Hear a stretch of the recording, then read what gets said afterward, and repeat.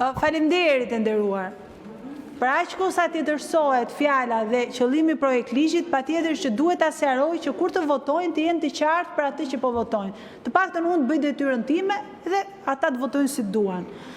Gjithë diskursi që mbajti zotëria Kurti ishte a thua se ne po flisnim për një fabrik tullash dhe thoshte fabrika duhet dhënë me koncesion se privati di t'i bëjmë më mirë marketing, se privati fiton më shumë. S'po flasim për mall tregtarën e këtu. Nuk po flasim as për fabrika, as për uzina. Po flasim për trashëgimi dhe trashëgimia kulturore nuk trajtohet nga Kushtetuta e Republikës Shqipërisë si mall tregtar. Jam shumë e lumtur që erdhi zoti Gonxhe, sepse zoti Gonxhe ka qenë në komisionin e kulturës dhe ka mbajtur atje një qëndrim duke thënë që jam dakord që të jetë shteti ai që duhet jetë garant dhe duhet jetë majoritar në fondacione publike për menaxhimin e trashëgimisë kulturore.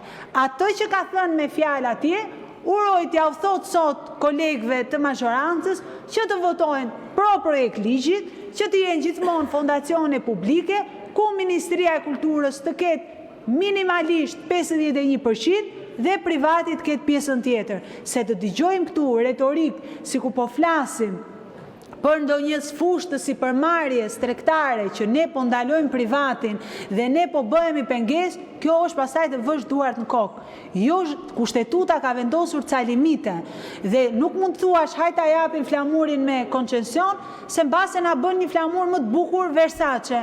Hajtë të japim policinë e shtetit t'ja kalojmë privatit, se mbase kanë kapacitete për t'i bërë reklam më të bukur. Pra ka disa limite që i ka vendosur Kushtetuta dhe trashëgimia dhe identiteti është një nga limitet që ka vendosur Kushtetuta.